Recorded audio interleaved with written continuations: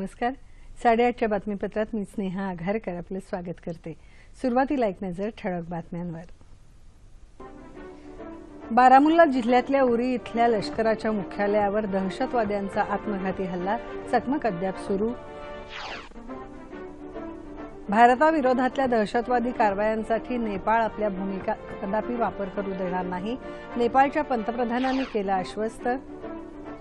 मुख्यमंत्री देवेंद्र फडणवीस आजपासून 4 दिवसांच्या अमेरिका दौऱ्यावर, ओरॅकलसह महत्त्वाच्या आयटी कंपन्यांशी करणार सामंजस्य करार. दिवा रेल्वे स्थानकाच्या विस्तारीकरणासाठी मध्य रेल्वेचा आज 10 तासांचा विशेष जम्बो मेगा ब्लॉक, अनेक उपनगरीय सेवा रद्द. आणि राज्याचे माजी उपमुख्यमंत्री छगन भुजबळ प्रकृती अस्वास्थ्यामुळे जे रुग्णालयात दाखल. नमस्कार.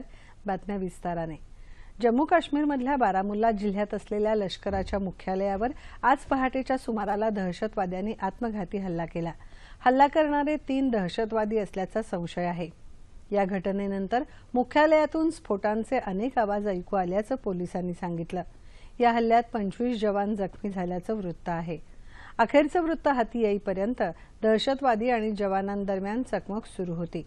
घटनास्थळी लष्कराचं विशेष दल दाखल झालं आहे. दरम्यान काश्मीरमधल्या अशांत परिस्थितीच्या पार्श्वभूमीवर गृहमंत्री राजनाथ सिंग यांनी आपला रशिया आणि अमेरिकेचा दौरा पुढे ढकलला आहे. भारताविरोधातल्या दहशतवादी कारवायांसाठी नेपाळ आपल्या भूमीचा कधीच वापर करू देणार नाही, अशी ग्वाही भारत दौऱ्यावर असलेले नेपाळचे पंतप्रधान पुष्पकमल दाहाल प्रचंड यांनी दिली. प्रचंड यांनी काल हिमाचल प्रदेशातल्या शिमला इथे आशियातल्या सगळ्यात मोठ्या नाथपा झाकडी जलविद्युत प्रकल्पाची पाहणी केली. त्यानंतर ते वार्ताहरांशी बोलत होते. भारताविरोधातल्या कारवायांसाठी नेपाळी भूमीच्या गैरवापराची संधी निर्माण होऊ देणार नाही, असं त्यांनी सांगितलं. भारत आणि नेपाळ यांच्यातल्या सध्याच्या जलविद्युत प्रकल्पांच्या जलद आणि यशस्वी अंमलबजावणीला चालना द्यायला दोन्ही देशांनी मान्यता दर्शवली आहे. दहशतवाद विरोधातली लढ्यात ठोस कारवाई करण्याच्या आवश्यकतेवर भर देतानाच याविरोधात परिणामकारक सहकार्य व्हावं, यासाठी 120 नामराष्ट्रांनी यंत्रणा स्थापन करण्याचं आवाहन उपराष्ट्रपती हमीद अन्सारी यांनी केलं. ते काल व्हेनेझुएला इथे सुरू असलेल्या 17व्या नामपरिषदेला संबोधित करत होते. सध्या दहशतवाद हा मानवी हक्कांचं उल्लंघन करणारा सर्वाधिक कठोर स्रोत आहे.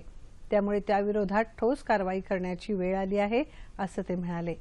दहशतवाद हा आंतरराष्ट्रीय शांतता आणि राष्ट्रांच्या सार्वभौमत्वाला असलेला सर्वात मोठा धोका आहे.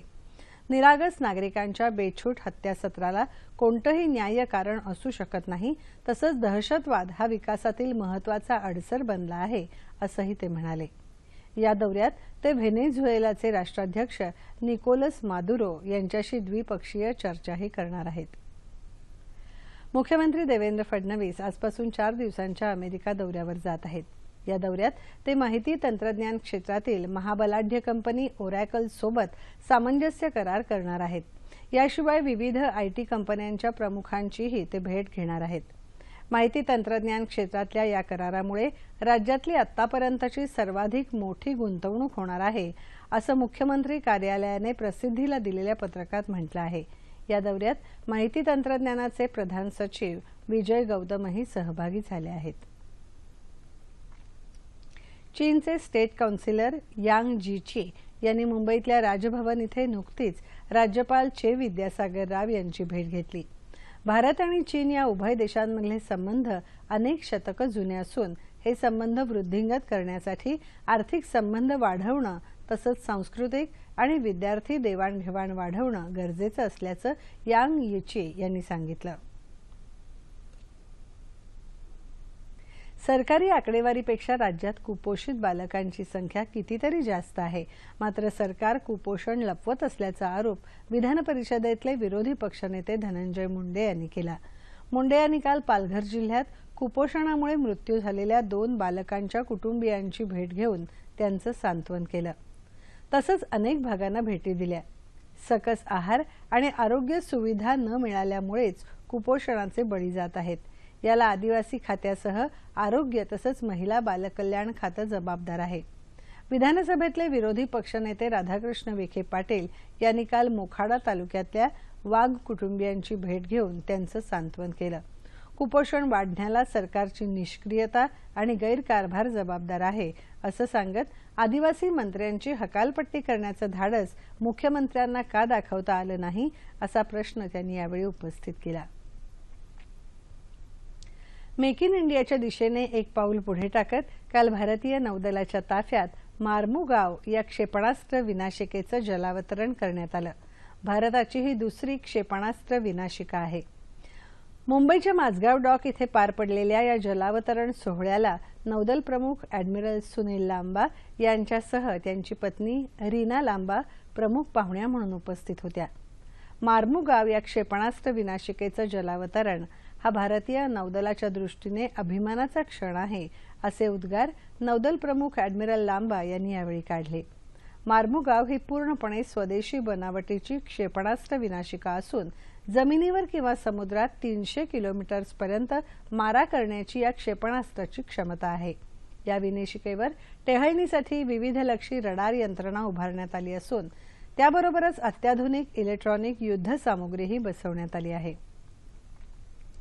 पंतप्रधान नरेंद्र मोदी यांच्या वाढदिवसानिमित्त मुंबईत दहिसर इथे काल पर्यावरणाच्या संवर्धनासाठी नागरिकांना 2500 गॅस शेगड्या आणि 1111 रोपट्यांचं वाटप मुख्यमंत्री देवेंद्र फडणवीस यांच्या हस्ते काल करण्यात आलं।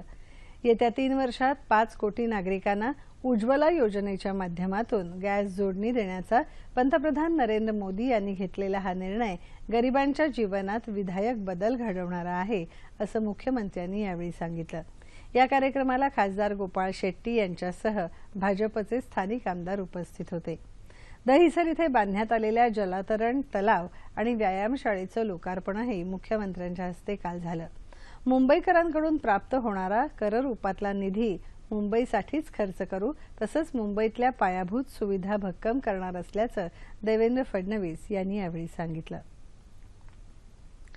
राष्ट्रीय चित्रपट आणि दूरचित्रवाणी संस्था अर्थात FTII ही संस्था जवळून पाहण्याची संधी पुणेकरांना 2 दिवस मिळत आहे। 1961 साली पुणेकरांनी जमीन देऊन या संस्थेला आपल्यात सामावलं। मात्र या संस्थेसमोरून जाताना प्रत्येक व्यक्तीला या संस्थेच्या आत काय दडलंय याची उत्सुकता होती। FTIIचे संचालक भूपेंद्र कॅन्थोला यांना ती जाणवली। त्यामुळे संस्थेच्या इतिहासात पहिल्यांदाच पुणेकरांसाठी FTIIमध्ये मुक्त प्रवेश दिन साजरा करण्याचं ठरवलं। त्यानुसार काल आणि आज ही संस्था पुणेकरांना पाहायला मिळत आहे। 1961 में अपने यहाँ जगह दी और इस इंस्टीट्यूट को इतना प्रेम दिया, इतना सम्मान दिया, तो FTII ने सोचा कि हम उनको हमारी तरफ से धन्यवाद कहें पुणे की जनता को और उनको आमंत्रित करके उनको ये पूरा इंस्टीट्यूट दिखाए। यही इसके पीछे की सोच है। या उपक्रमाला विद्यार्थ्यांपासून ते वयोवृद्धांपर्यंत उत्स्फूर्त प्रतिसाद मिळत आहे।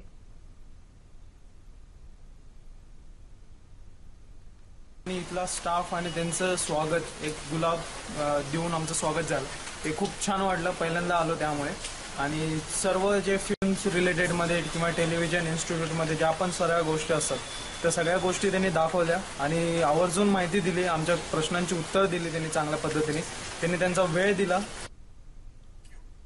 या संस्थेच्या ठिकाणी पूर्वी प्रभात चित्र कंपनीचा स्टुडिओ होता। अद्यापही या स्टुडिओचा काही भाग जसाच्या तसा ठेवण्यात आला आहे।